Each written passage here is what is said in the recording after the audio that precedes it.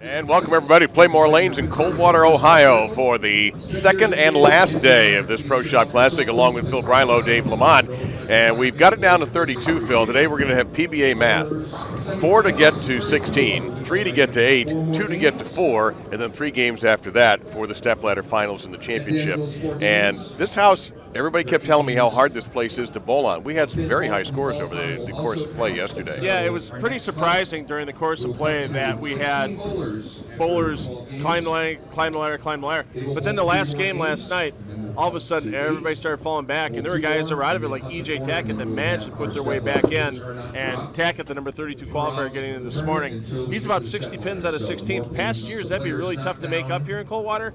Not so tough this year on this Del Ballard pattern. It's playing a little bit softer than patterns in years past, and EJ still has a realistic shot to make up 60 pins in 4 games. 34 feet on this pattern. Yesterday we saw everything. We saw a couple of 300 games. We saw probably a dozen gutter balls, even had a pro go gutter in a frame. So the right-handers are always flirting with that disaster. Yeah, and the lefties, it's going to be interesting to see how they adjust today because all the lefties that we have in here all came off of B squad. So are the lanes going to play the same as they did yesterday in B squad, or are they going to have to make adjustments? If they don't make the right adjustments right away, those lefties can be falling back, and we may see an all right-hander round to 16. It wouldn't surprise me if that happened. There's no match play in this one. It is simply knock them down and keep moving on. We're going to cut this field in half, and it starts right now.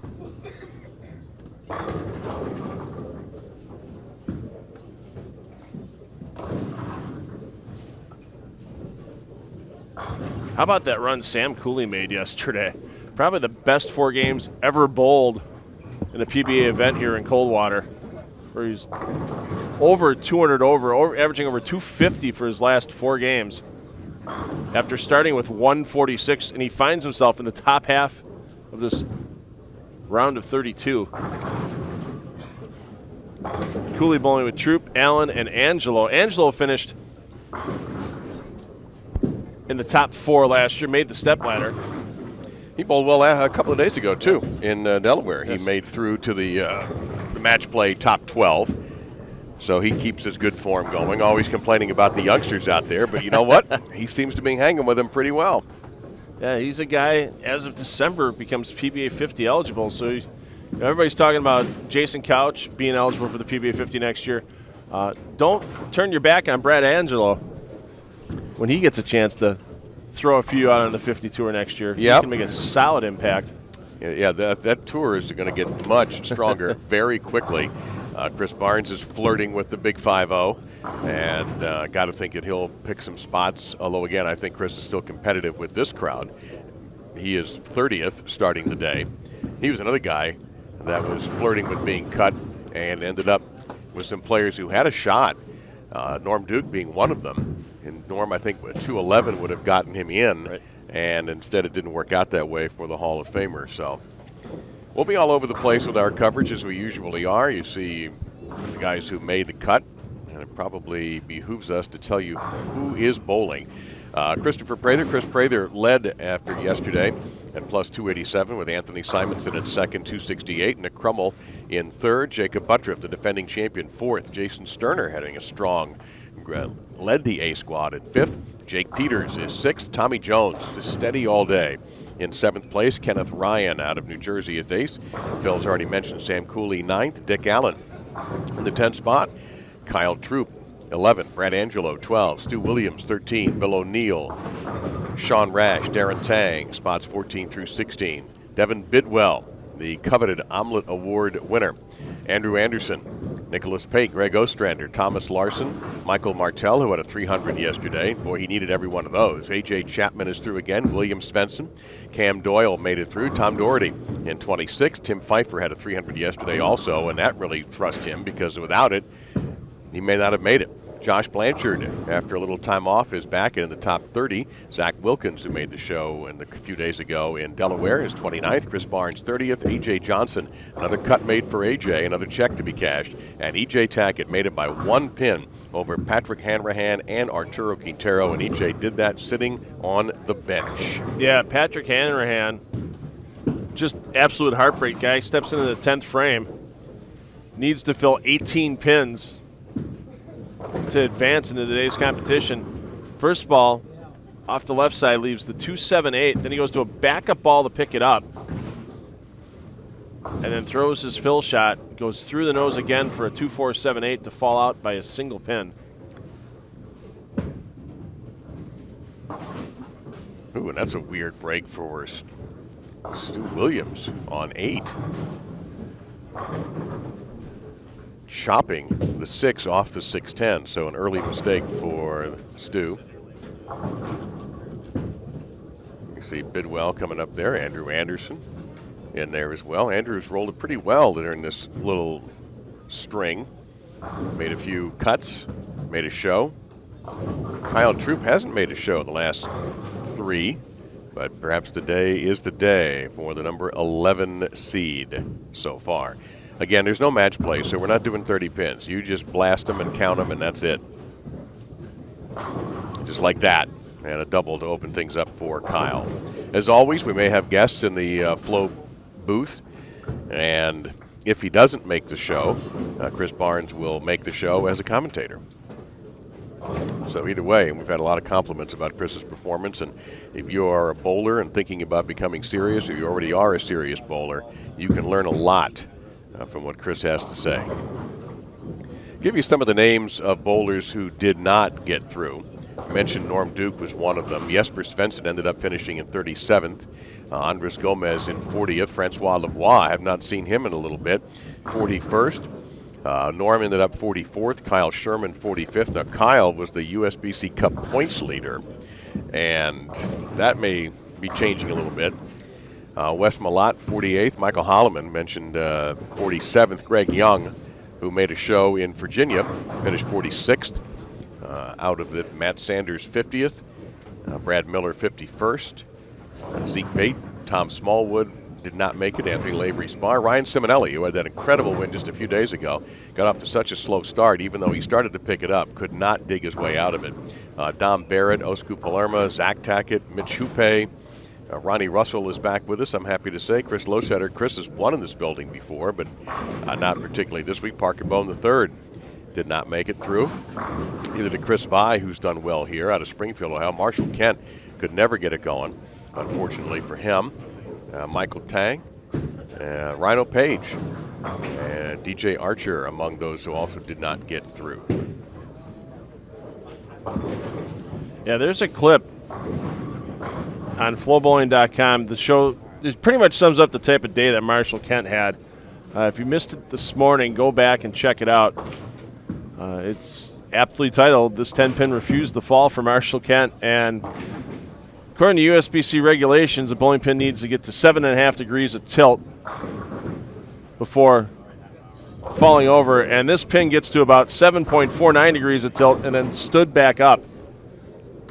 So it was a pretty interesting shot, to say the least, for Marshall Kent. And we may get a second look at this here. Here we go from last night. At the end of the first game, you knew it was going to be a bad day. When that happens to Marshall, you just see the second look back by Marshall Kent. And in the foreground there, the 2018 Rookie of the Year, Cam Doyle. Glad to see that he got through. It's been a little bit of a tough year in his sophomore season on the PBA Tour. So now there is a break for Tommy Jones. Wait. Tommy is here. We've confirmed that. Yes, it's so funny. We never saw him yesterday, yet we kept seeing him post these nice scores, and we weren't really sure. We thought maybe, there's another guy who looks like Tommy who's bowling, but no, it was Tommy, and he ended up plus 213 yesterday. 7th place, absolutely a threat to make the show. Yeah, it's a pretty interesting breakdown on the bowlers by squad. And there was a lot of chatter between players last night that were hanging around, playing more lanes after competition was done, most of those being players that missed the cut. And the breakdown is more than half of this field came in off of B squad. 18 of the 32 players that bowled B squad advanced into this cashier's round, where it was just 9 players from C squad and only 5 from A squad advanced. And if you look at the 5 players from A squad that advanced, you've got Brad Angelo, you've got Bill O'Neill, who did the same thing when we were in Wilmington a couple tournaments ago. Bill bowled well in the opening squad and still made it into the cut. Sean Rash did the same thing. Sean ended up taking second place when we were in Wilmington. Tom Daugherty and Jason Sterner. Sterner missed the cut in Wilmington. But Boldwell here. So you look at those names that came in off of A squad, they're all pretty darn solid players. And, you know, people can talk about lane, you know, squad inequity and everything all they want. It's trying to get somebody to go on record with it sometimes can be the bigger problem. I know we had Sean in the booth last night, Sean Rash, and he talked a little bit about how all kinds, it's not just how the lanes get oiled being the only factor out here. No, there's no doubt about it. But in my opinion, it's one of the biggest factors. I mean, we could sit here and argue around, you know, omelets and Bloody Marys all morning. You can have the, you know, it's not a big Bloody Mary guy, but definitely an omelet guy. Yeah. But we can, I mean, there's so many factors that go into why some squads go bowl great, other squads get run over. It's been part of the game since the PBA was founded, and they went to multiple squads in an event. So it's not like this is a brand new thing in 2019.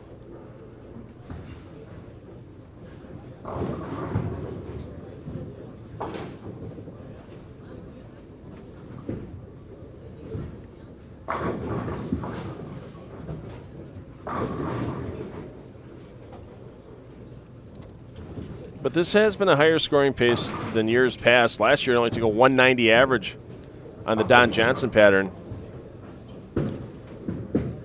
to make it into Cash's round.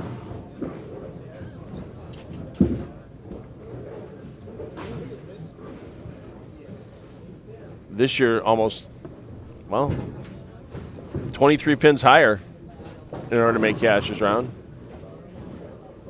And with that Del Ballard player pattern, 34 feet, allowing the outsides to play a little bit more than years past. It caused a couple of firsts yesterday, and actually, first time they've ever had 2 300s on the same day here in a PBA event, considering in the first 11 years we were here with the PBA, there was 1 300 game. Michael Martell and Tim Pfeifer having the 300s yesterday. And that man right there, Devin Bidwell, they were trying to review everything yesterday, and to the memory of all,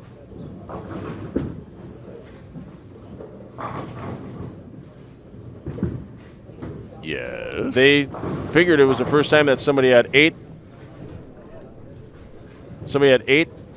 games of their qualifying block over 200, and we were talking about yesterday that there should be some type of award given to that man right there, Devin Bidwell, and there he is. He has his omelet this morning. It's fine looking work there. And he was ready to rock and roll first thing when he got here this morning. Proprietor Rick Hardings took the order himself. I don't know if Rick went back there and cooked it or if he let his father Linus. Either way, I think you're in good shape yeah. with the folks here. As nice as I've ever run into in my time around bowling, which is almost 10 years now, and really enjoyed talking with them yesterday. But it just goes to show how tough this bowling center's played in the past. I've already seen a couple of 10 pins missed here early on. Haven't seen anybody dreaded dunk one in the channel yet, but it's likely to happen at some point today. I saw Brad Angelo. I went to make an adjustment on something, and I saw Brad Angelo put one in the ditch in about the third frame. It's almost inevitable for a righty. You see E.J. Tackett unhappy with his result on 15. He's over there with Zach Wilkins, A.J. Johnson, and Chris Barnes. Basically what you have is you have the top 4 through yesterday bunched together: Prather, Kruml, Simonsen, Butturff. They're on 1 and 2 right now, and they will work their way over to 5 and 6, 9 and 10, 13, 14. The beautiful thing is, in a house this intimate, we can get a lot covered for you in a hurry. Yeah, we can get to every pair in play this morning. 8 pairs in play, and people want to watch a specific bowler outside of flow zone, they can do that. But the best way to watch it, use that split screen feature. Keep us on here in the flow zone on the left side of your screen and pick any other pair on the right. And, yeah, Tackett early trouble. And I've seen some missed spares today already. That's the 4th missed spare I've seen. Stu Williams chopped a 6-10. EJ missed that, and I've seen 2 10-pins missed. And if it's tight, those are gaping wounds on your scorecard. I mean, if you look back from Packy Hanrahan to Andres Gomez, I mean, that's less than 20 pins out of the cut for those 8 players, and I bet you any one of them can find 2 spares they missed that should have been converted that would get them bowling this morning, and I'm sure they stewed about it a little bit last night after they left the barbecue at Playmore Lanes. I'm looking forward to the Champions Dinner this evening. That should be pretty good. Now, is it like the Masters that Jakob Butturff gets to choose the menu since he's the past champion, or? I don't believe so. I don't believe they have that tradition. Yeah, I'm not sure. I'm not sure actually what will be on the menu out there. We'll have to check. Wow, that was a little unusual for a pocket 7-pin for Svensson.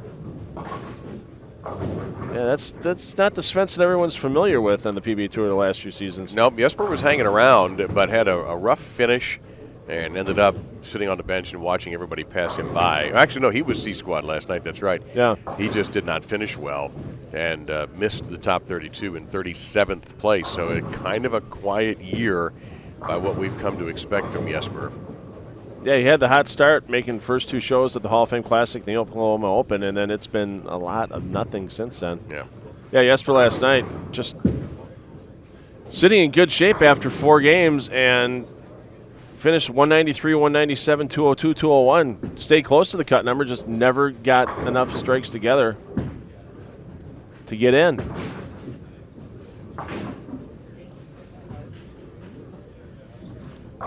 Yeah, we take a look. A.J. Johnson has got a little string going. Chris Bond.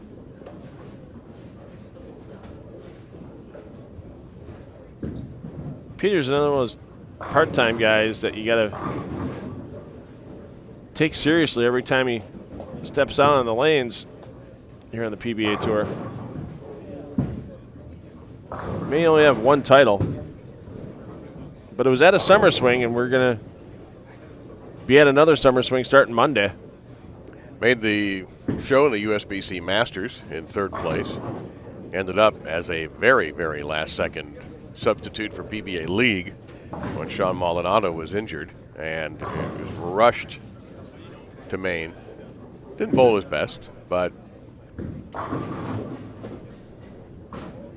it's not. He had the experience. I mean, they were literally stitching everything together the day he arrived. Yep. So, in his defense, Tommy Jones trips up about 4 splits in order to get that strike. So he was a bit overwhelmed, and that's an atmosphere that takes a little adjusting. Chapman gets a rock on the 7th. Yeah, for Peters, when you're sitting there, no practice session the day before, you get a couple of shots on the lanes that you're actually using. They were able to warm up in the other bay at Bayside Bowl, but yeah, until you get into the crowd, because you're in the crowd there, even if you're bowling. On the old side, yes, absolutely. And for Jake to unfortunately open all 4 of his frames that he bowled in that team competition. I'm hoping he gets a chance to bounce back next year, and I don't know if he'll be. Wow, that's the same hit he had. Yes, it was 2 frames ago. Yep, you're right. Yeah, it'll be interesting. There's always changes. There's always going to be a surprise guy who's not retained, maybe a surprise guy who is retained. We'll see how it all turns out.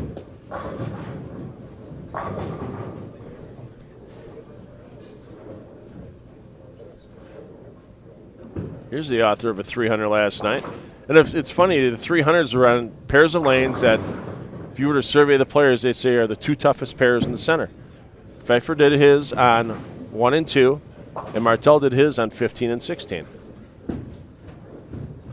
And that's the interesting part this morning, is that with the rotation these players are making on lane movement, every foursome's either going to hit 15 and 16 or they're going to hit 1 and 2. So players can't go, oh, I hit the same pair, I hit both end pairs or whatever. Nope. Right. You don't get away with that excuse today.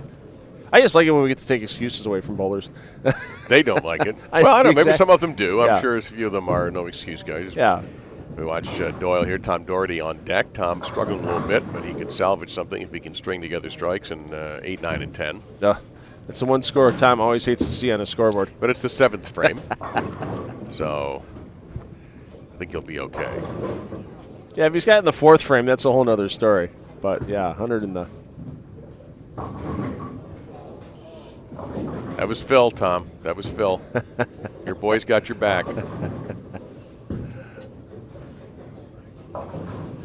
Oh, light hit. Not enough to make the head pin do very much there for Tom.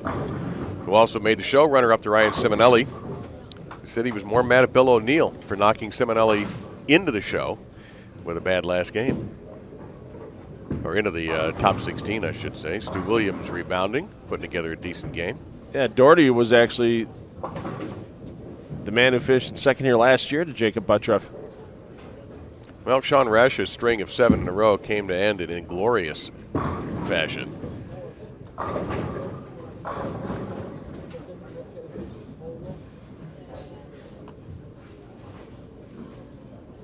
Now watch Daugherty. This is that sleeper always makes this a little more complicated.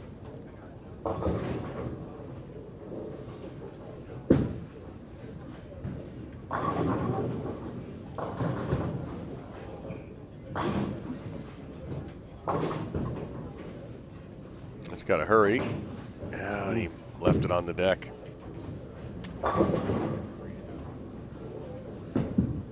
Oh, Greg Ostrander putting together a beautiful game. 270 possible for Greg.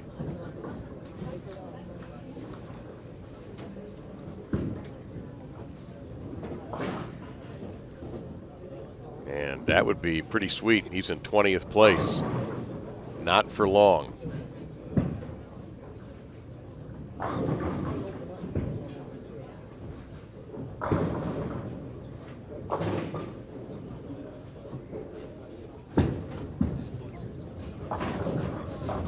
And Anderson trying to triple ends up with trouble instead.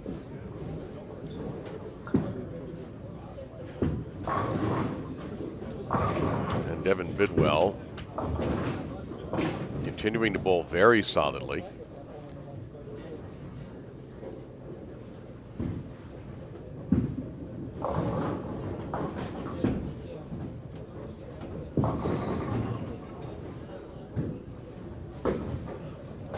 Uh-oh, is that a 5-pin for Tom? I believe that would be the 5-pin.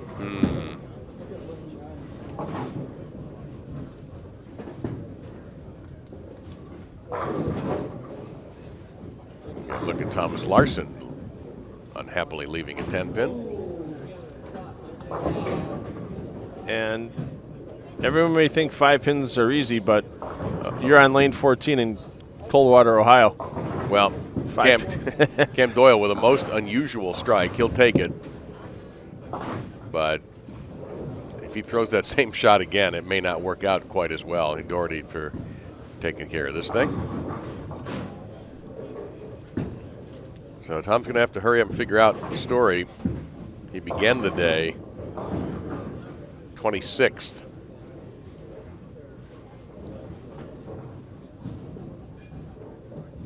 And right now his max is 159.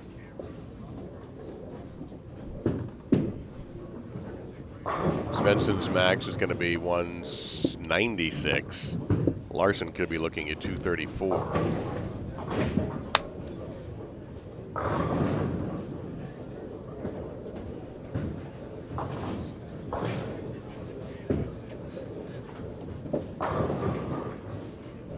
So, Buck, take a look at Josh Blanchard. We haven't seen much of Josh lately, and happily that he has returned to us. Yeah, apparently the event off cleared the mind and the memory banks a little bit. Made him a check here in Coldwater. Can't say the week off because right. No, I've tried to avoid that like mad, but this event for so many years has been a weekend event that I even walked here this morning, and even Rick Harding's the owner goes, I keep wanting to think it's Sunday. It's a Friday. Yep. Well, Josh was 4th in the Tournament of Champions. and was with the Motown Muscle in PBA League. 3-time titleist on tour. Picked up a regional title in doubles last month. Didn't do badly in Chesapeake or Wilmington. He made the cut. He was 8th in the doubles, 22nd in Lubbock, 17th in the playoff. Been a pretty good year for Josh. 6th in the Cheetah and Indianapolis.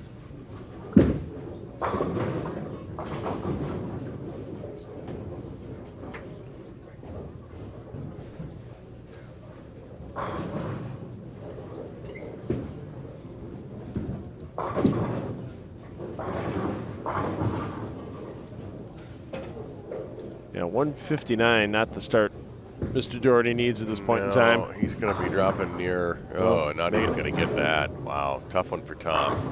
You could look at Dick Allen, 278. That's going to put him well over 200. He'll be at 276. Right? Or am I off slightly? 272. Perhaps a calculator would be the smarter move here. Well, you talk about a player that knows this house well, especially as a former winner. Yeah, 272. Inside this building. When this event was a regional back in 2012, Dick Allen took the title here. Sam Cooley with that 195. Phil will drop to 197. Kyle Troup's going to go around him. Dick Allen has already blown around him. And Brad Angelo with a 217 possible. Brad would go to 202. And he would go around Sam Cooley. So all these guys, at least in this game, in this little group, will pass Sam, who will drop out of the top 10. And Kyle Troup with a 258 possible will go up to plus 248 if he strikes here. Yeah. Mentioned Dick Allen last year. He was the first man out of the step ladder here, so you know that's sitting in the back of Dick's mind for sure, as much as he loves coming to Coldwater and bowling well here. Well, let's give Kyle one more shot, and then we'll take a quick break. We'll have scores calculated fairly quickly, and we'll get you updated if we cut this field exactly in half pretty much all day long until we get to that stepladder final of 4, which we think will be right around 5 o'clock. It is plus 58 for Kyle Troup, and with that, we'll step aside here at the PBA Bowlerstore Classic at Playmore Lanes in Coldwater, Ohio. Game 2 is next in the Cashers round on Flow Bowling.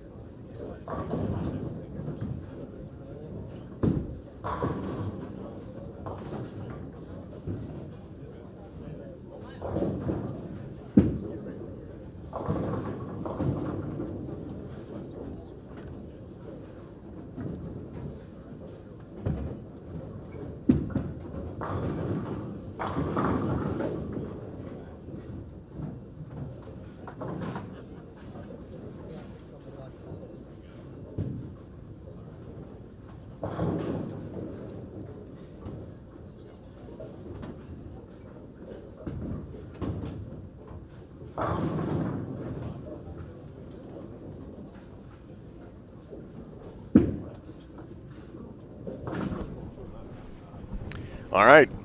Phil says, we got scores, and you seem to have them. I don't. How did you do that? Full blown refresh. I got it. it. Is.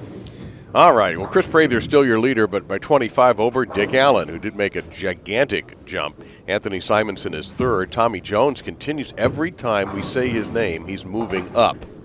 He's now fourth at plus 257, 5 better than Nicholas Pate. Kyle Troup with a nice game you watched in the flow zone at plus 248 with Jake Peters.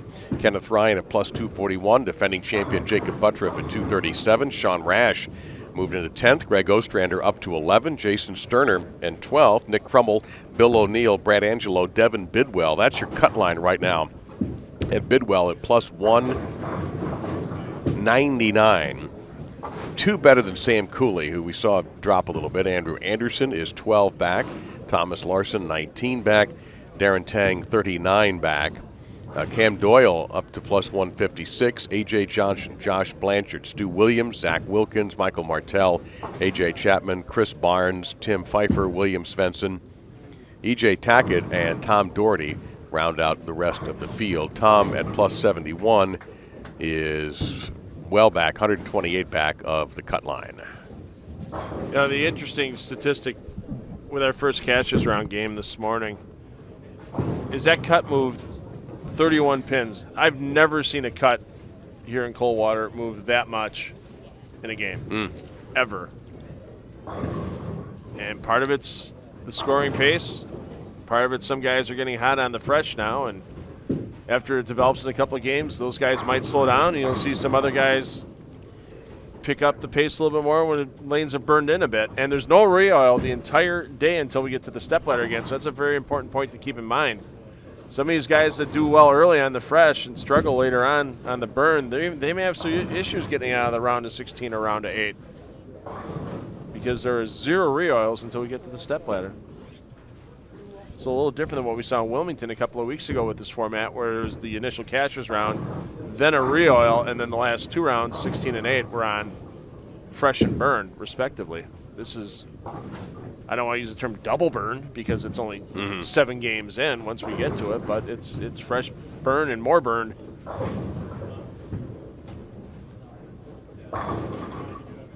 Well, again, if you're just sitting down and wondering how the right-handers are having to play this 34-foot Del Ballard pattern, you're getting a good idea. E.J. Tackett, you see that flirtation with disaster, and you're that good, you can snap the ball back into play.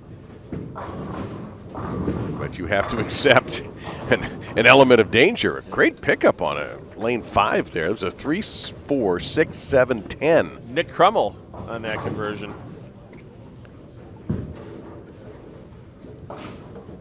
And tournament leader right now, Kris Prather.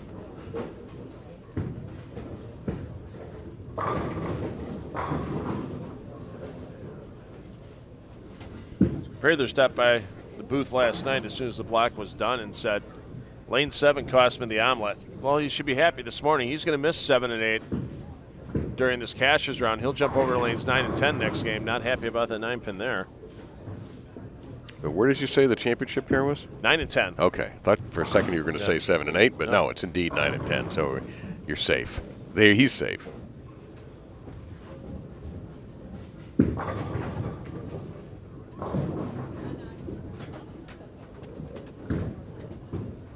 couple of good weeks and good events in a row.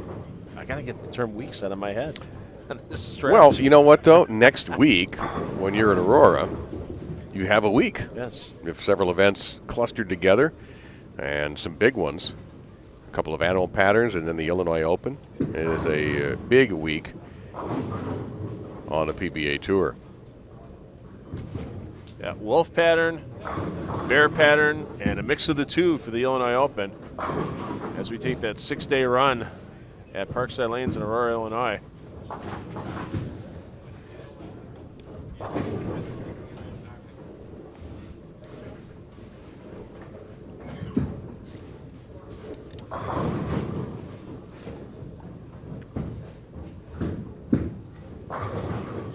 Chris Barnes left a flat 10 there, but again, he also having to flirt all the way over there. And a lot of points will be up for grabs next week in the USBC Cup standings. Kyle Sherman, but Kyle didn't make the cut this week, and his lead over A.J. Johnson, who did, is 200 points. And Bill O'Neill, now 2,500 points awarded. B.J. Moore is 5th, but he is not in this event.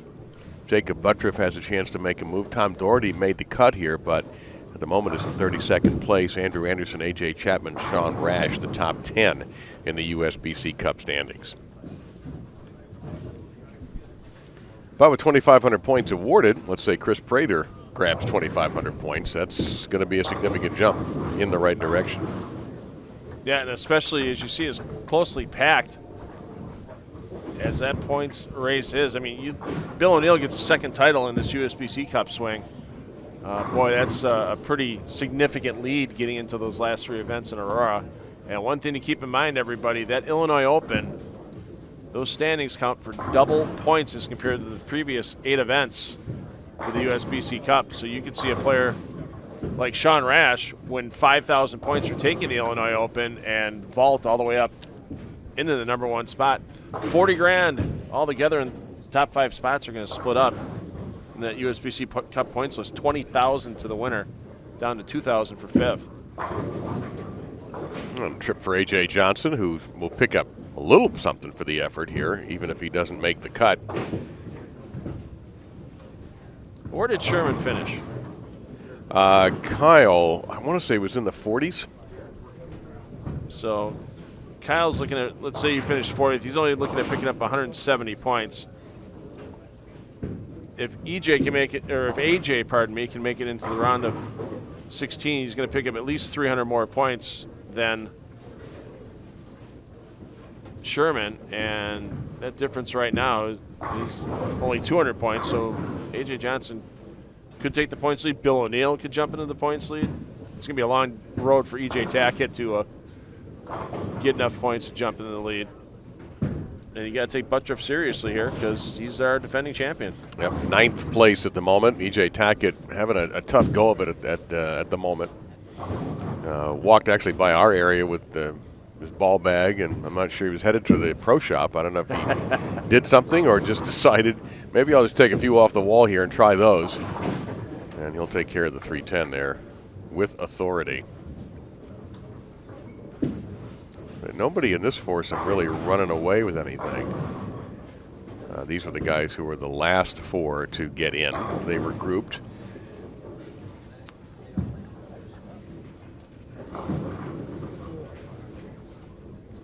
And here is the real deal, Bill O'Neill. In a minute, 14th place. Make the top 16, you're going to bowl 3 more games. Make the top 8, you'll bowl 2 more. Make the top 4, let's see what happens.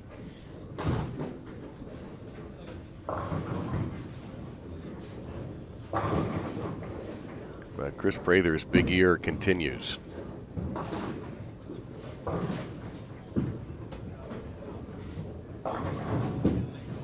And he even gets a break for breaking up the 310, which he doesn't know yet. Since he turned away, he'll be very surprised and pleased that his spare got a lot easier.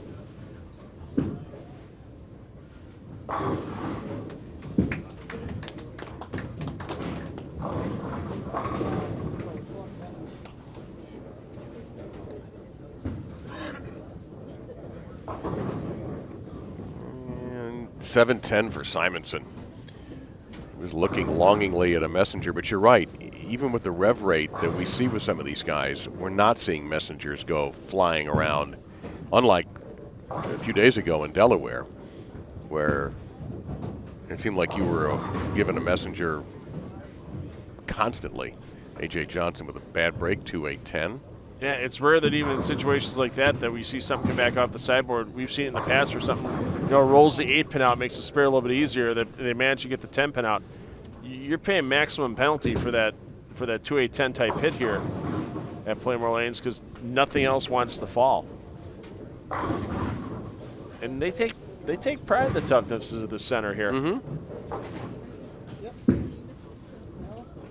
And they've had a lot of good young players come out of the center. That whole wall by lane 1 is a ton of state championship flags for the teams from Coldwater High School. And they take what they learn here, and they've put a lot of athletes into college bowling and scholarships as well. Well, Pfeifer with a good game going. All these guys here, you see how far off to the left they are. And Tom Daugherty seems to have recovered nicely. Not overly happy with his slide, but still, Tom, after a tough first game, perhaps he's going to need 3 big ones, though, to get out of that last place spot. And obviously a little bit of help. And Zach Wilkins, every inch of that right side was used, and he got that to strike.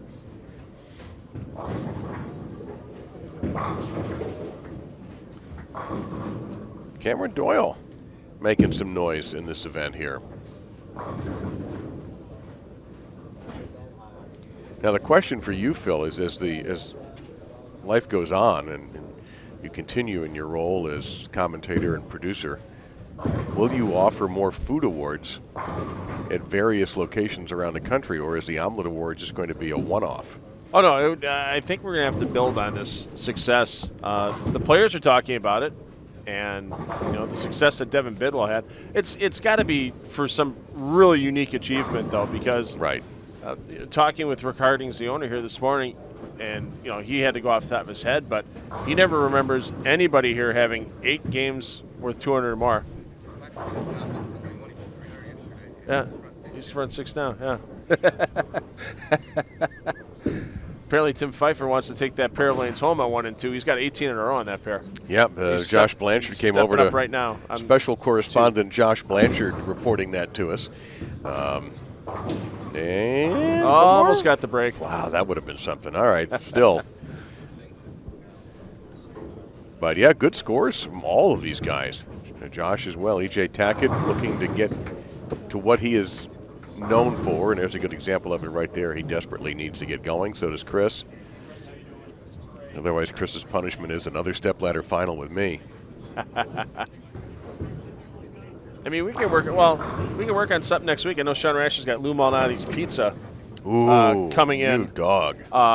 For all the bowlers and the youth players at the youth clinic that's going on Sunday.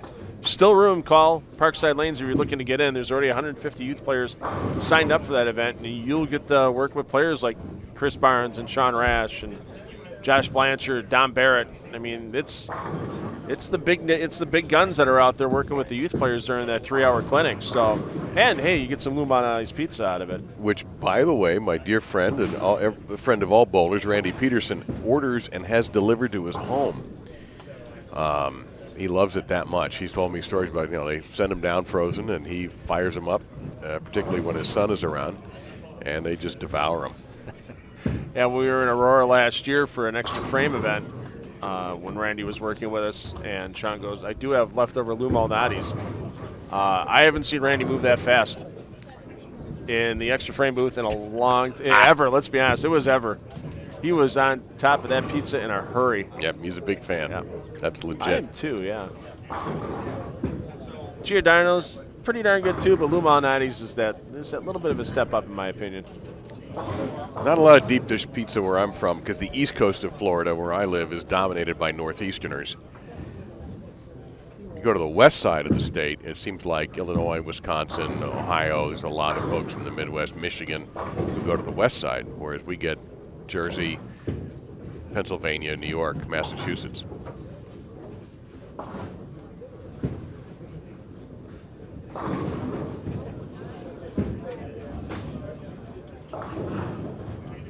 A little trouble there for Stu through the nose, leaves a 310. Yeah, you don't see too many players hooking at this 310 this weekend. They're going from left to right with it and not trying to bring it back in because they don't know what those outside 4 or 5 boards are going to do with ball reaction. Getting back to the 3-pin. So one would think that Stu is going to go point A to point B. Jason Sterner seems very comfortable in this house. All right, Jason in 12th at plus 212. Chris Barnes looking for 3 straight when he gets back up. A.J. Johnson buries 10. Watch Zach Wilkins here. This is the lane. The last time I looked, he picked up a strike, and he struggled a little bit since then with some open frames. But watch how far to the right his ball will go before, hopefully, it will head to the pocket. And he's using urethane to do that. Usually when you see players with urethane in their hand, they're trying to play much straighter through the front part of the lane. Wilkins trying to take the advantage of urethane and the early move it makes. Now, that wasn't his fault. Yeah. Okay, so he must have changed balls. I think he did. Yeah, that didn't look like urethane. And whatever he is saying, I hope he's happy with that shot. But that is a different line than he took from what I saw earlier. Yeah. So he's trying to go point A to point B with it. If he was trying to wheel that one, I'd be surprised that the ball had enough energy to get back to the pocket. But strange things happen here in Coldwater. Wow, there's the strange one right there. The reaction there to have the 7 tripped and the 4 missed what appeared to be a really solid shot for Prather. Hashtag you've been Coldwater. Yep.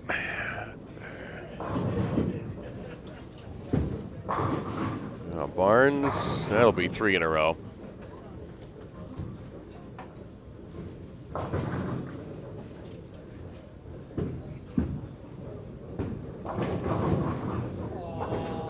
And good pin action there for Josh Blanchard on lane 1. Who's got that Doyle who's got that bedposts there on 2? I think it is. Yes, it is. That's a shame. Keep an eye on that one. He might bounce that one out.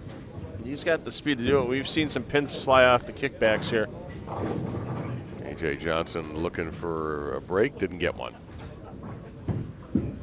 There's the windup and the pitch. Oh! Yes, sir, you were right. That teased the 7-pin. Called it a few names on the way down.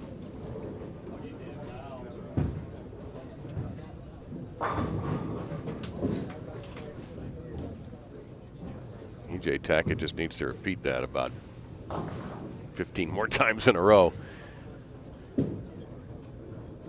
Peters.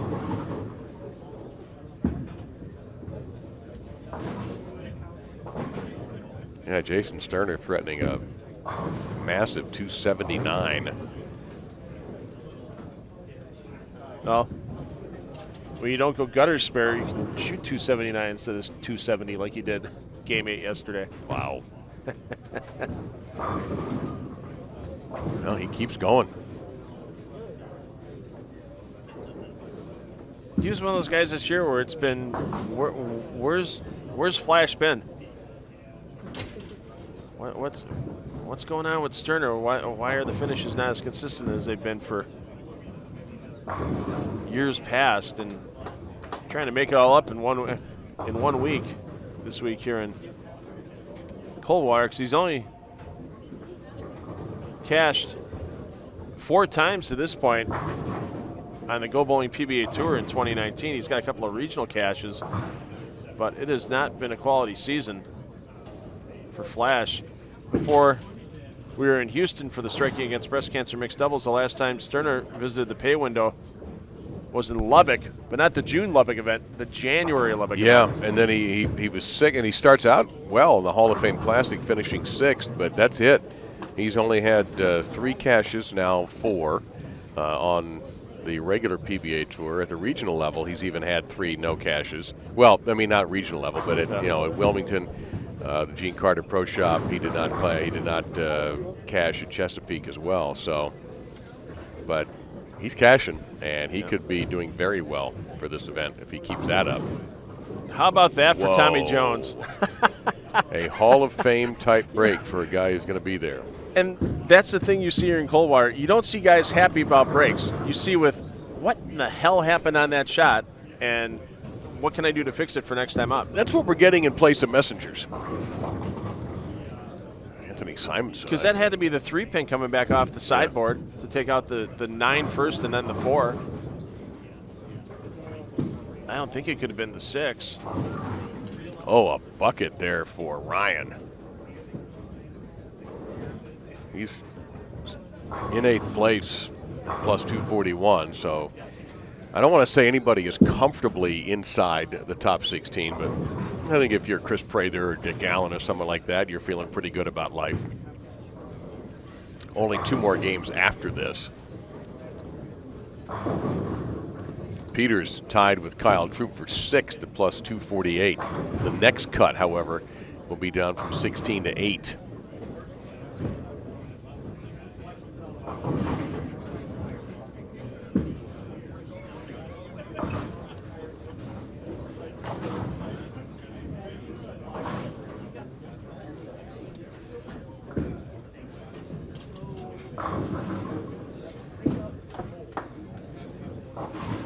And Ryan unfortunately left 1 behind on that bucket. That's going to be a gut punch for him.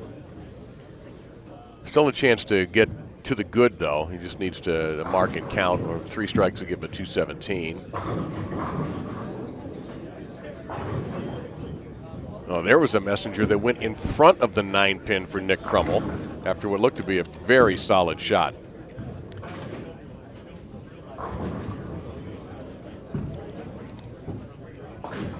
This group finishing up. We'll leave it here for this foursome, and then we'll step aside for a couple minutes here and come back when the scores are posted. Peters, all right, a chance to go to 216 for Jake. Ryan trying to get to 217. Sterner's the one to watch here on the left lane, trying to finish with 279. That would put him at 289 to the good if he can pull it off. And Tommy Jones heading to 218 territory if he can strike out. And that's not going to cut it. So Ostrander won't get that 279. Still a very solid game for Jason.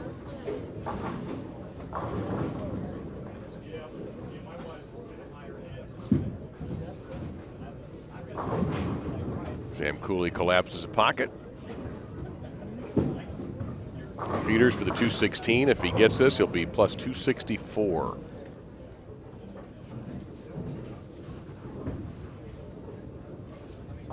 That's exactly what he is. Good finish for the Henderson, Nevada native.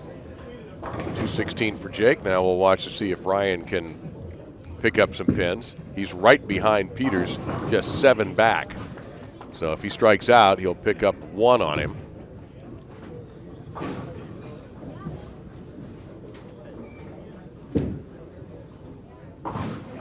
All right, Sterner looking at a chance at 258.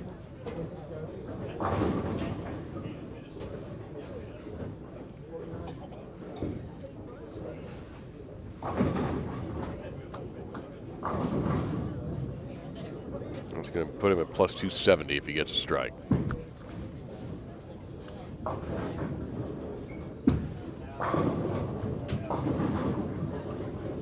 Just judging by the sound, you knew that Ryan didn't get them all, and he's going to leave 1, so 207 is his max now.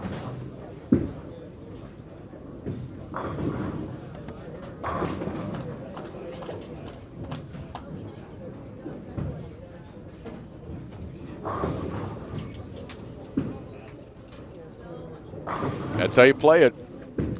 Plus 270 for Flash. That could put him in the top 10 and certainly make life a little bit easier for him over the next 2 games. So Tommy Jones steps up as you see that wiggle wobble on 9, but it won't go. Ryan with a 7 pin. Has to have a mark to gain to the positive. He does. So a 2-0 possible here for Ryan. 207 would be his best. And we'll see what TJ does, and then after TJ, we'll step aside for a couple minutes. Tommy in very good shape in 4th. And hoping for plus 218. Excuse me, before 218, which would make him plus 275.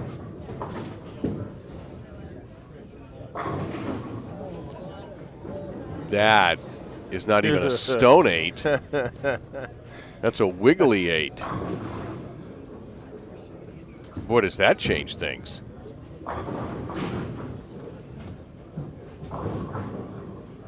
All of a sudden, Tommy's actually going to lose a little bit to the good. Well, the original name of Coldwater, Ohio was Buzzard's Glory, and sounds like a rejected Masters whole name. That's a little bit of Buzzard's Glory right there for that solid 8 for Tommy Jones. Man. Kruml with a beautiful 3-6-7-10 pickup That's over on the 6. Second one that game. You're right. Every little bit helps. And if you're Nick, he was near and around the top earlier with his squad. He's in 13th place now.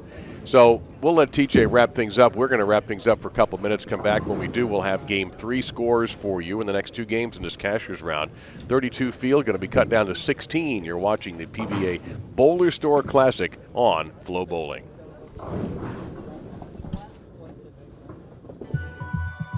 There are 3 versions of Anthony that I've seen. The first was when he was a teenager, just raw talent, all instinct. You could tell this kid had something. He fought and did what he had to do to get out of the situation he was in life.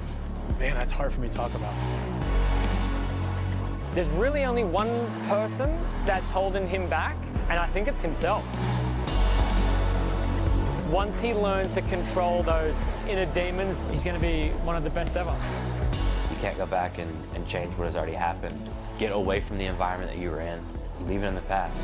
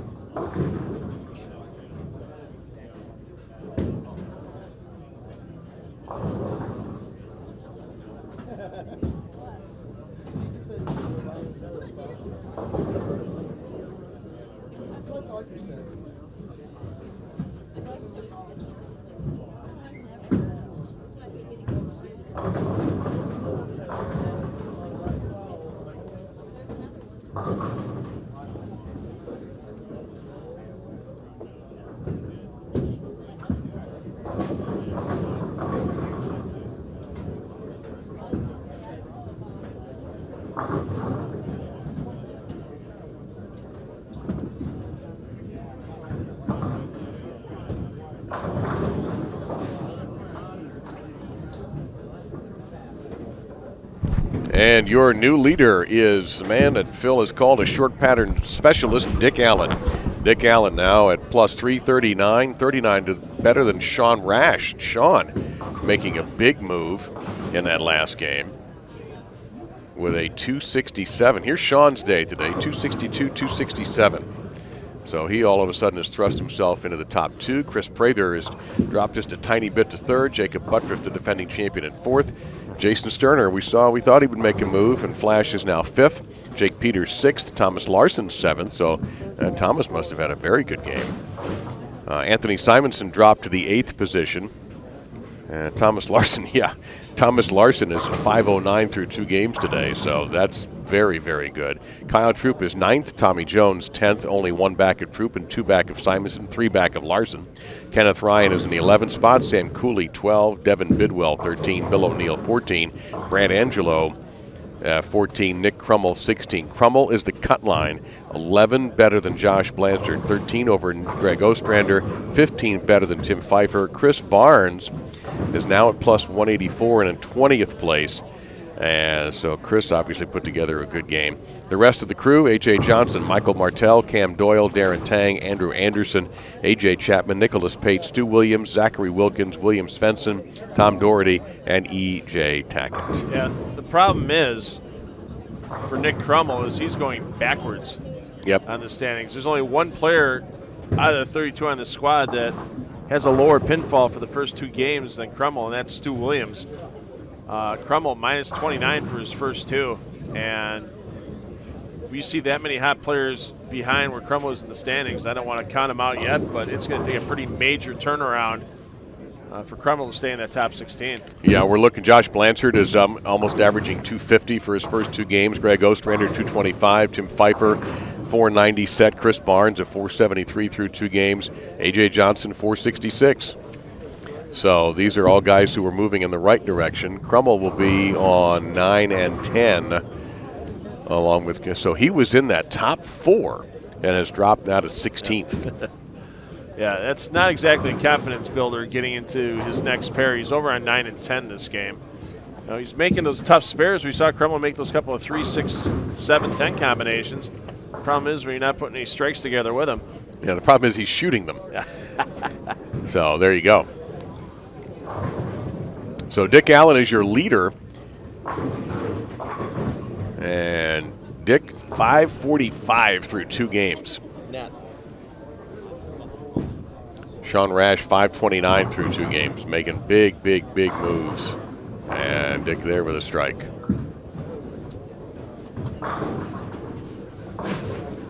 And Sean Rash right next to them. So you've got Allen on 13 and 14 in first place. Sean Rash, 15 and 16 in second place. Top 16 are advancing. And then around 1:30 Eastern time, we'll cut that to 8. Around 3 o'clock, we'll cut it to 4. And then 5 o'clock. These are all estimated times. We're pretty sure that'll be about right. We will have our stepladder finals.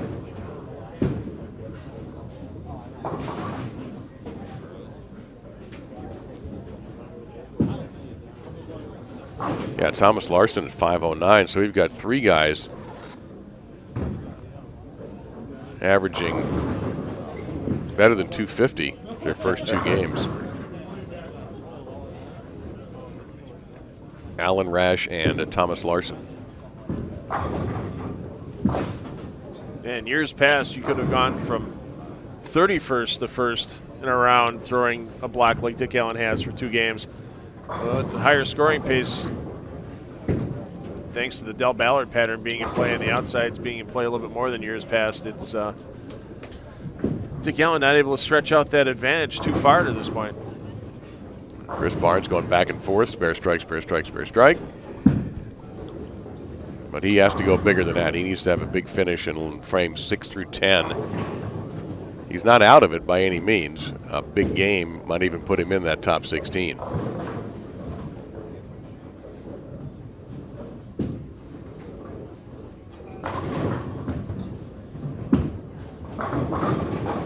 Every time we look at Jason Sterner, he's hammering pins. He's in 5th place. Has an open frame on his card, as you can see, but has bounced back with a double. Yeah, taking advantage of the pins gained yesterday as Sterner Just 29 over for his first 2. That 171 start was kind of a bruise to the scorecard, but that 258 bounce back we saw last game in flow zone got him right back into contention for top 4 status.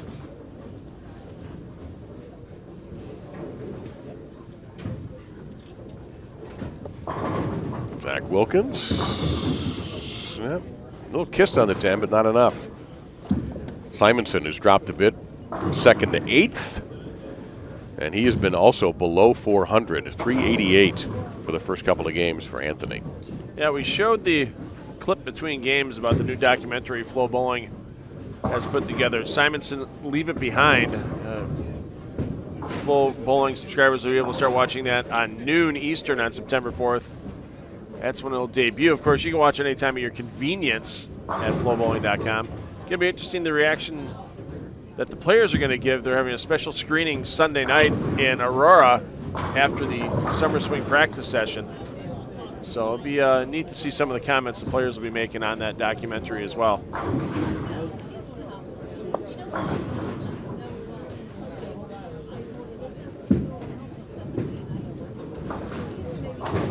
Polyester hooks on 34 feet. That ball covered about an arrow right there. And we've seen some players forget about that, and we've seen some players miss spares left with polyester the last day or so here in Coldwater. Dick Allen looking around to see if it's clear to go. Yeah, Dick Allen using a bowling ball. It's a couple model years old. We've seen several players bring out stuff they may have had stuck in the back of the garage or in the basement to battle the pattern here in Coldwater. Well, it's working right now. Whatever he's decided to do, the game plan has put him in first place. Kyle Troup with a full Afrofish outfit today. And another strike for Sean Rash. So will Sean make his second show in this 2-week stretch of 4 tournaments? He was beaten by B.J. Moore in North Carolina. B.J. took this week off, or excuse me, this event off. Hopefully he'll make it to Aurora. Have they made you an honorary member of Team Fish, Dave? No, not that I know of. I can't even get anybody from the International Bowling Media Association to answer my application from 2 weeks ago. All right, Jackie, if you're watching, get on that. Yeah, I'm an honorary member of Team Fish. Well, congratulations. What does that entail you? You get a nickname provided by them, and I also received a shirt with my nickname on the back of the shirt. Oh, that's pretty cool. My nickname is $2 Gill. Because of the fish angle. Right. I like it. So, yeah, so they bestow you with a nickname, and that's what you know. Do they you've go made to it. you? Is that something you apply for? Because I'm having a tough time with applications right now. I would think it would just be a simple walk up to either Connor Pickford or Kyle Troup to start with, and I think they get the process going. 5-pin. What? Dear Kris Prather.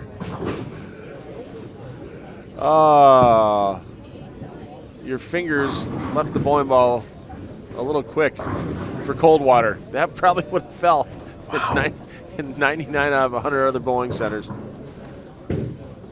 Just the quirkiness sometimes you see here. So Anthony Simonsen stayed with that 10-pin to the very, very end, trying to gut that one out. I mean, we've seen paralyzed 5s before where you see the ball and the 2-pin hit the 5 at the same time and stand it up. That was like nothing was near the 5.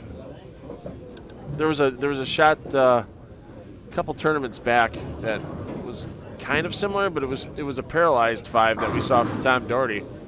I remember that. Yeah, this isn't. That was nothing like it. It's like, smile, you're on candid camera, and they had a magnet on the bottom of the pin that they just had to keep the pin in place. They always had some good bowling. There's one jokes. 3J Tackett. On candid camera back in the day. Remember one with glass bowling pins? I don't remember that one. Yeah. Oh, Butters.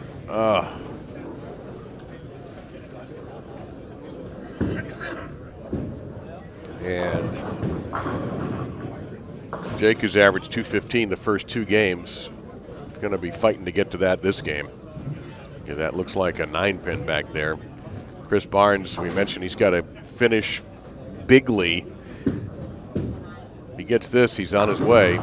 And a quitter 10 on Kris. He liked it. Wait, I think I may have found the original two-hander. Hold on. Wow. This may be history breaking here, Dave. All right. You'll see it in just a second. This is the UK version of Candid Camera. We'll need to get this. We'll need to bring this in here. Oh, there it is. Original two-hander. Yep. There's a woman who's having a little tough time with perhaps the weight of the bowling ball, or perhaps she just had, real rev rate issues and wanted to crank it up. So not this young lady here. Oh God! Don't tell Brian Voss about this two-hander. Here it is. There it is. Oh, it's about circa 1964. So, and you'll see the glass bowling pins coming up in a second here.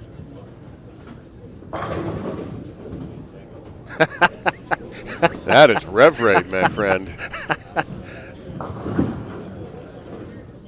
And for the spare.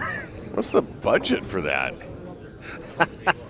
I don't know how many of those before whoever the UK's Candid Camera host pops out and says, hey, you're on Candid Camera, but man, that is an expensive budget. To get the logos, and I mean, they had the logos and everything on those pins.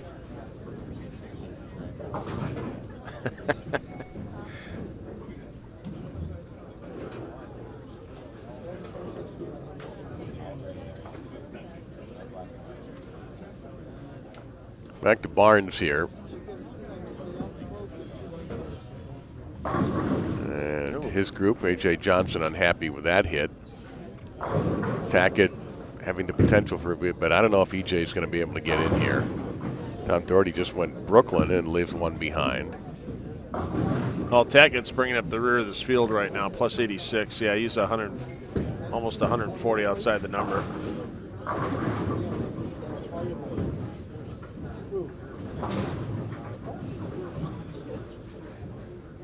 Yeah, this group here fighting that cut line, trying to get close. Closest to that at the moment is Barnes.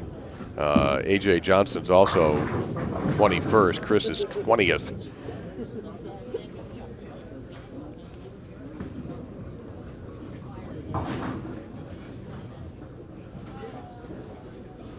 We go back, and Nick Kruml in 16th has just an 11-pin advantage on Josh Blanchard. They are not bowling together. Kruml was in the top 4 when this day began. Prather will take a couple on the big 4, so his score is going to take a hit. Let me go back now to Zach Wilkins, and Zach, and 29th at plus 125. It's going to be very difficult. He's 97 off the cut, and that's not going to help, even though he trips the 10.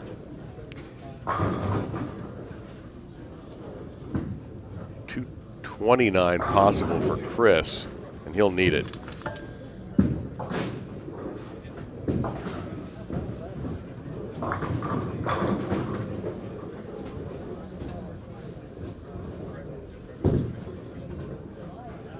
A.J. Johnson, 239 possible. Now that would make things interesting for him.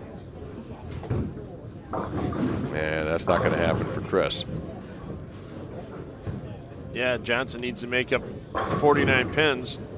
Well, this could be a decent chunk of it, but Kris is going to end up having to throw a 260, 270 type game in the next game, if assuming he can finish cleanly here and not hurt himself. And Kruml, well, listen, he needs pins however he gets them. At this point, pride goes out the window. Wow, who just missed a 5-pin? It wasn't a 5-pin, it was a 3-pin by Wilkins. I thought it was a 5-pin there for a second. But Zach Wilkins can't be affording to. No, he's pins, a pretty long. Even a 300 might not even help him. Big shot here for Barnes, though, not to let this game get completely away. And, of course, he'll handle that easily. So he could still go 217, and that would give him 201. and an outside chance at hammering his way through. Sam Cooley, 220 through the average through the first 2 games, and a perfect shot for the Australian.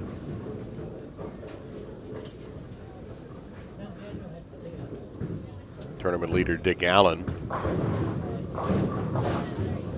He's got a chance at another big game.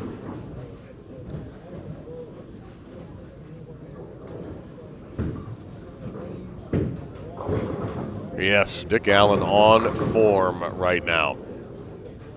And he's finding a way to throw pins into each other here that other players just haven't been able to find this block on a consistent basis.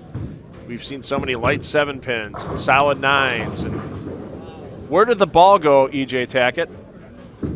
E.J. Tackett just left a 3, 6, 8. Wow. How? That ball. That is just strange. It's like leaving a solid 8 when you're hitting the head pin right on the nose. That just doesn't jive. We saw that in the tournament in Wilmington. I can't remember what bowler left it. But we saw a 3, 6, 8, 10 there. Man. E.J. Tackett, you've been cold watered.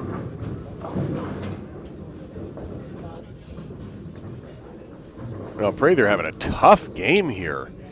He was doing very, very well, and suddenly he is just having a hard time getting any good contact.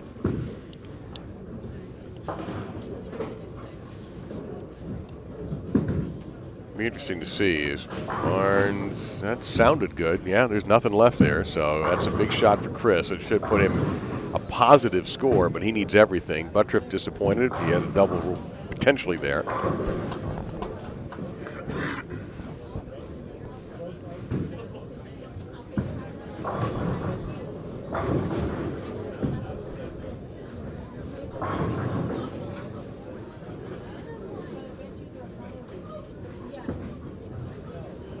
Zach Wilkins, pretty shot there. 213 possible for Zach. That's just not going to be enough.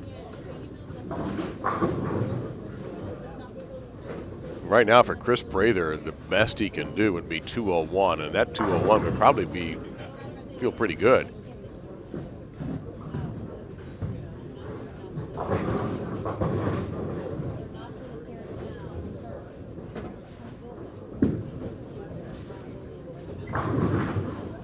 Well, the best for Kris will be 207.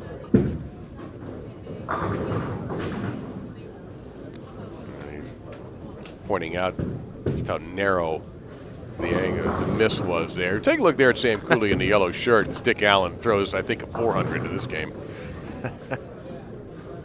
258 possible for Dick.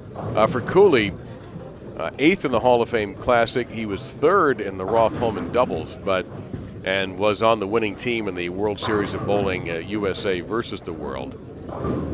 But in this little swing here in August, has not cashed. He will finally here.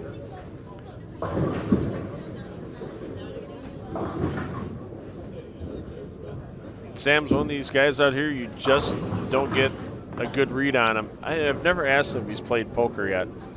He just seems like a kind of guy that if you're playing poker with him, you'd have no idea what he's holding in his hand because his demeanor never changes, whether he's just throwing 12 in a row or whether he's just shot a 100 game. According to his PBA bio, he enjoys golf and poker.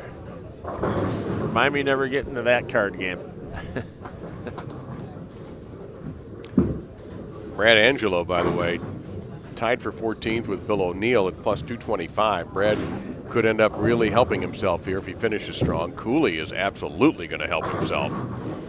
He has a 279 possible, and that'll put Sam over plus 300.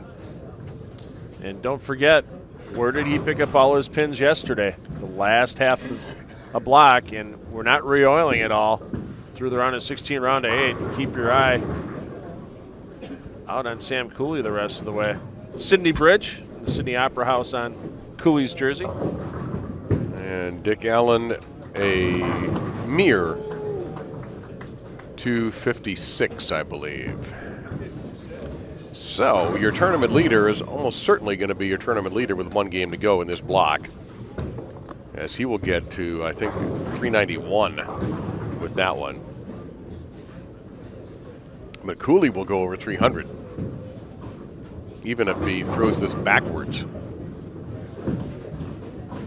And he guttered. Oh, P.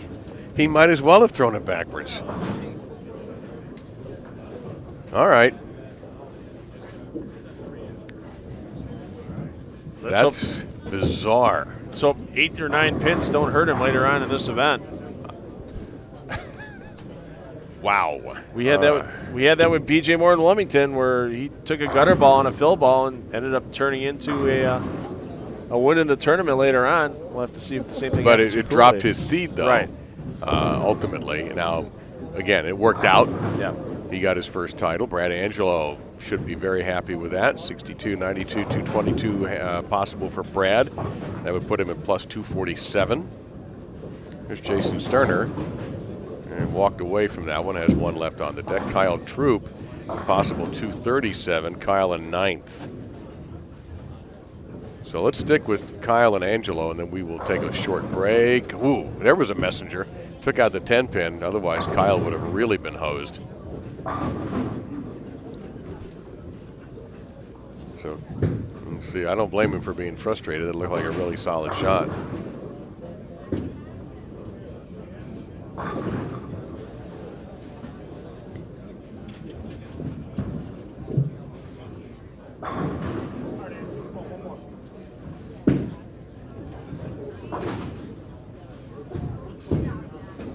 Angelo, 1 more? Sir, yes, sir. So 222 definitely in the possibility here for Brad. That'll give him the plus 247. Tommy Jones throws another strike. Been doing that a lot. Kyle Troup unhappy with having to cover a 7 pin and seeing his max dip. Kyle will gain to the good, but not nearly as much as he would have liked, not nearly as much as Cooley or Allen, that's for sure, or Angelo.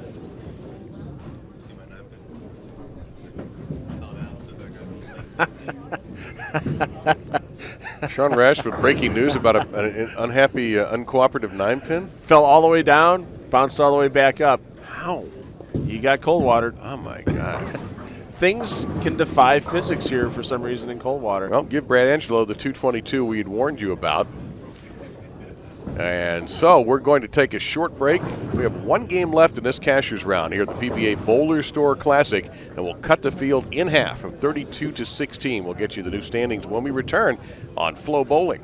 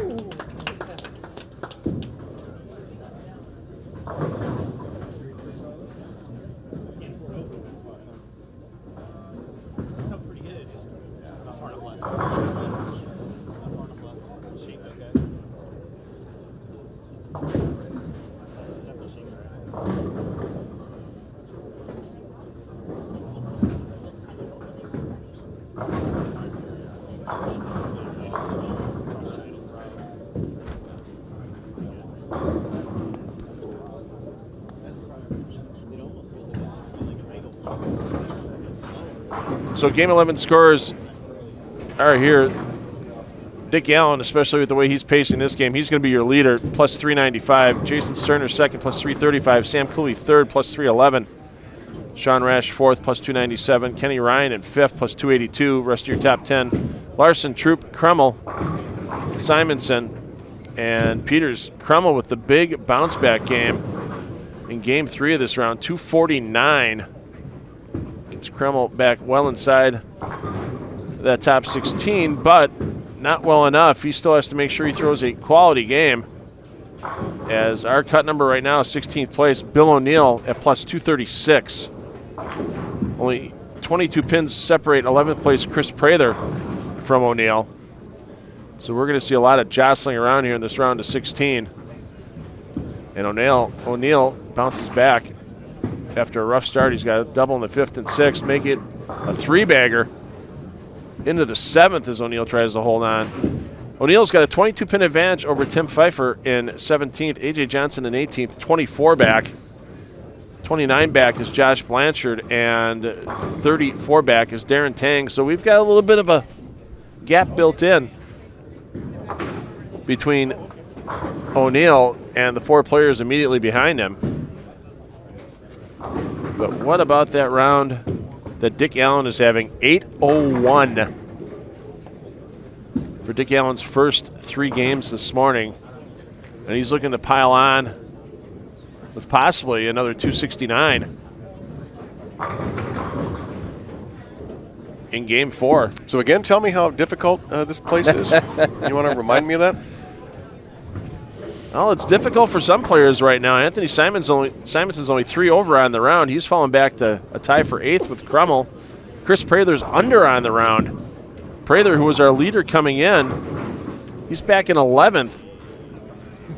Holy cow. After a 167 game. And Dave Lamont, your mission, if you choose to accept it, is a pizza burrito. Oh, I've accepted. I'm signed on. Can I get a shot? Can I get a Yes, shot of that? you can. Hold on. You absolutely can. We need to get a shot. I of this didn't here. average. I didn't bowl 8 games of 200. I just showed up. So I have a pizza burrito here. I have never had anything quite like this before, and I will not eat it on the air because that's unprofessional. But look at this. That thing's, wow. That is a plate full and then some. That just goes to show you how good the food is here. There you have it. Yeah, Playmore Lanes. Yeah, that's the reputation. I had a conversation with Parker Bone in Delaware, and we were talking about coming here, and he said it's the best restaurant in town. It's here. So.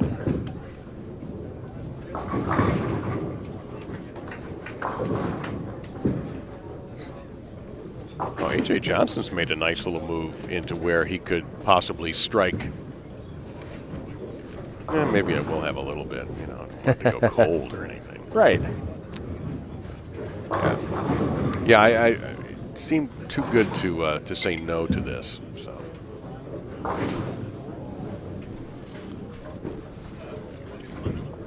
So yeah, so there's some players right now, especially with O'Neill starting to stretch a bit of an advantage this game. Tommy Jones was just 8 pins up on O'Neill. By the way, there's a second fork here, but don't get any ideas.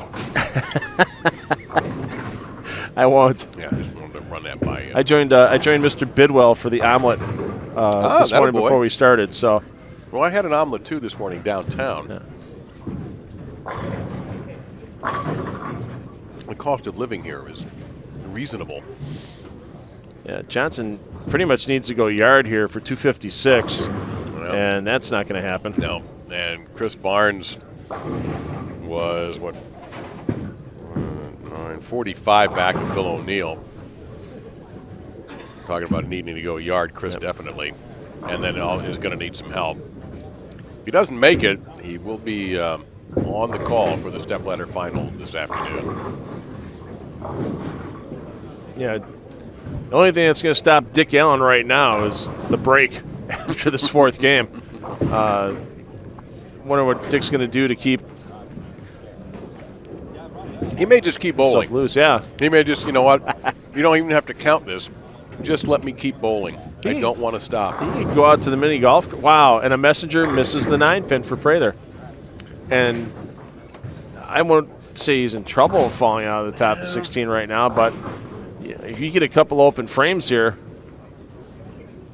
talk about getting cold watered from going from the lead to possibly out in 4 games. He's going to have to focus on picking up this 9-pin and then throwing another double or 2. Well, if he gets the 9-pin, I think he'll still be in pretty good shape. Yeah, he's plus 258. Yeah, he's pacing 2-0. He's 40 pins ahead of Pfeifer and 46 ahead of A.J. Johnson and in 11th place. But you're right. Anything can and has happened, and any little letdown for the PBA playoff champ, and he could be in big trouble. Butturff could be in a little bit of trouble. Your defending champion. He's only 16 pins up on the cut number right now, and he's going to be stepping up on that pair. Let's get back to that last pair. Brad Angelo looking good. Looking like he may get through to the top 16. Let's watch Butters here. Hang. Wow. Hang in half. Wow.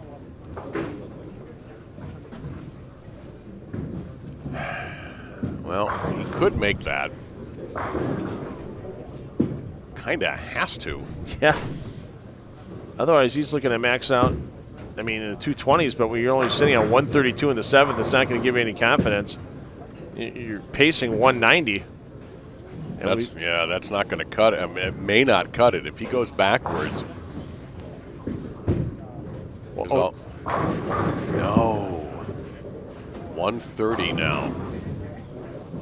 Well, O'Neill just gave some pins back. He slid behind a 3-6-10 spare conversion, so O'Neill's sitting at 161 in the 8th. Over on 3 and 4. He's going to be stepping up here in the 9th frame momentarily.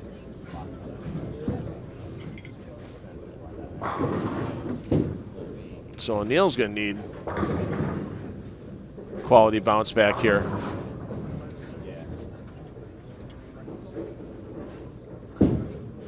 Darren Tang, 246, might not be enough as he's coming in at plus 202. They'll give him the plus 48. That's a guy that's going to need them all here on out. He's going to need some help, and if help would come, Bill O'Neill didn't do that. That was a big hit for Bill in the 9th.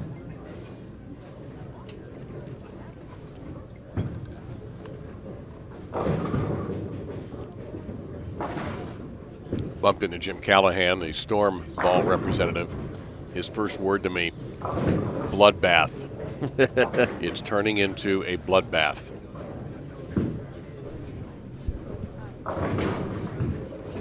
And as we pointed out a couple of times, just one more reminder, there will be no re-oil until the stepladder finals. Hey, let's see it picking over on 15-16. Tommy Jones, who's currently in 15th. Huge game going right now. He's not on 15 and 16. Oh, yeah, he is. There he is. He can go out for 280 in the 10th frame here. So he'll make it through the next round. Yes, indeed. And we'll see Jake Peters in the next round as well. Kenny Ryan, he's in 5th. Ryan can finish with 267. And Sterner running into a little bit of problems here, but Sterner's in 2nd at plus 335, so you're going to see all 4 of these players in the round of 16. Well, he's still going to get something to the good here, and darn near made that. So Sterner will finish. And Larsen in 6th.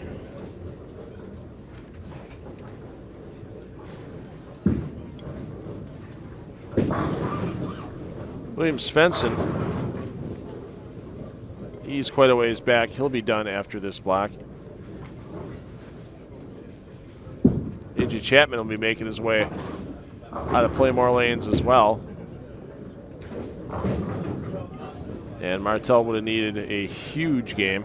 Would have needed to match his 300 from last night, basically, to have a chance to advance to the round of 16. And Tom Daugherty, like he will not make a show this time. Pfeifer, he's the man just outside the number, but he was 18 behind O'Neill, and Pfeifer now, he's going to max at 212. O'Neill's got a bucket on 3 and 4 in the 10th frame for his first shot, so O'Neill can max at 2-0.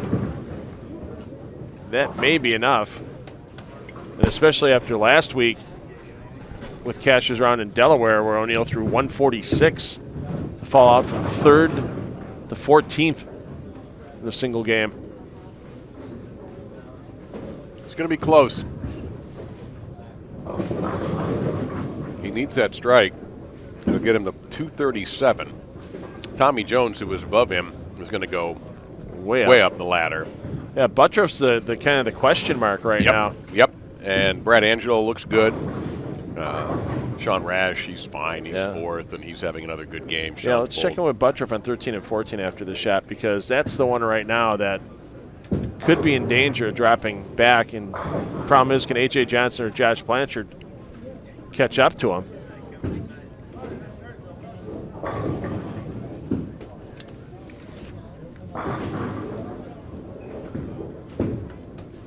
Josh Blanchard is over on 9 and 10. Butturff, what is that, a 210 max? That is correct. He is going to need every bit of that. Yeah, Butturff throws another open on the board. Oof. Right, and he does go to 262, and that's probably safe. But that's all what if. Right. Simonsen, 215 possible. If he gets that, he'll go to plus 286. He'll move on. Tommy Jones, nope, not that time. Devin Bidwell can max out at 200. He's going into the 10th frame working on a spare.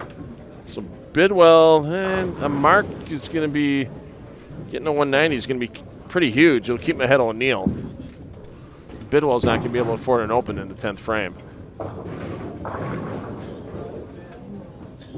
But yeah, Butturff definitely can't afford anything resembling an open in the 9th.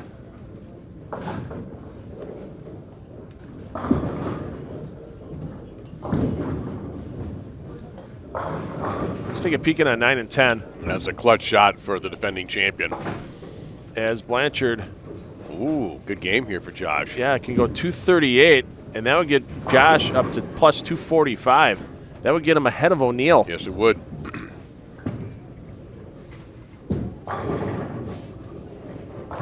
So Bill may drop out again on the last game, depending, obviously, on what Josh Blanchard does here.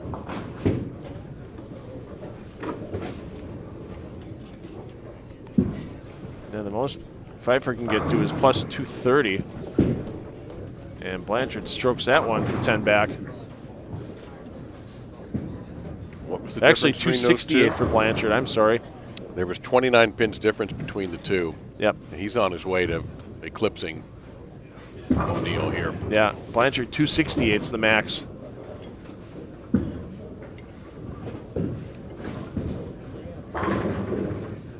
Yeah, Pfeiffer's not going to have enough room. And A.J. Johnson, who's on 11 and 12. We can peek in on that. Get a check in on Johnson's score after Simonson's shot here.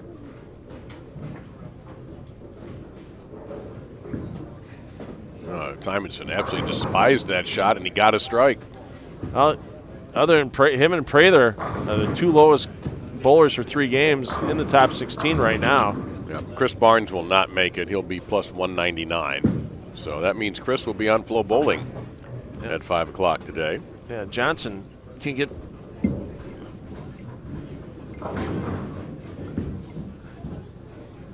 Can we get back to Johnson's pair?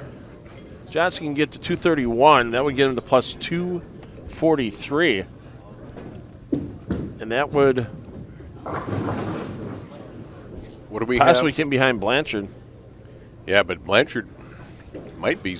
Well, we don't know what Devin Bidwell is doing. There's Bidwell's going into the 10th frame right now, so we'll get a peek. Bidwell's on 5 and 6. Okay. He was 12th at 257.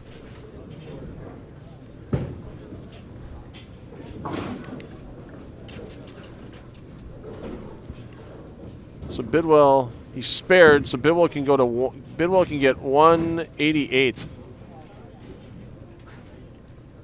with a full ride on the fill ball. 245 if he does it.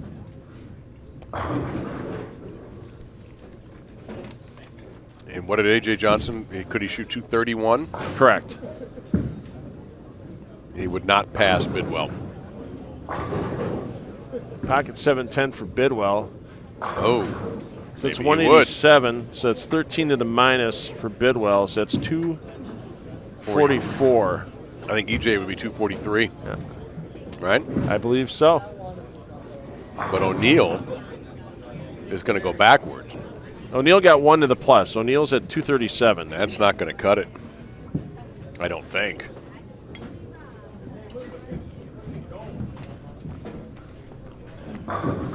Oh.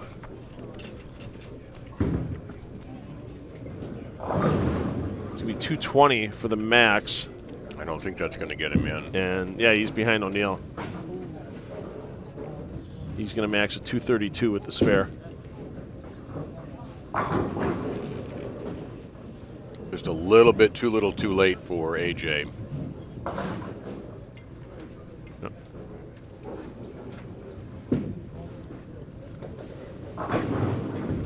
Another cut made for William Svensson, although he won't make the round of 16. We've seen him quite a bit. Can we get to Blanchard 9 and 10?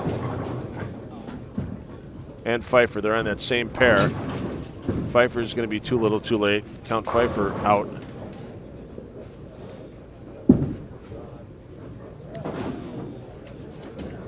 And huge shots here for Blanchard.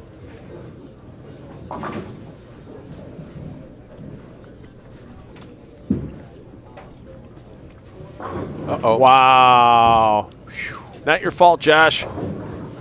I saw that lane move on your third step. Yeah, but the people he just passed got cold watered.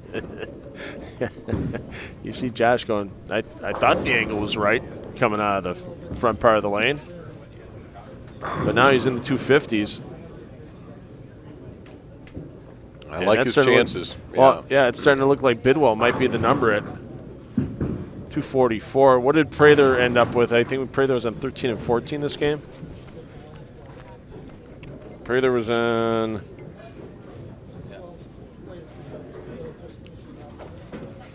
Yeah, are they still bowling? 230. Okay, Prather ended up at 230, so he's fine. He's in. Dick Allen looks like he's going to be the leader at the end of all of this. Dick Allen finished with 231. A down game for him in this set. Yeah. So unofficially, I have O'Neill out and Blanchard in, with Bidwell being the number at plus 244.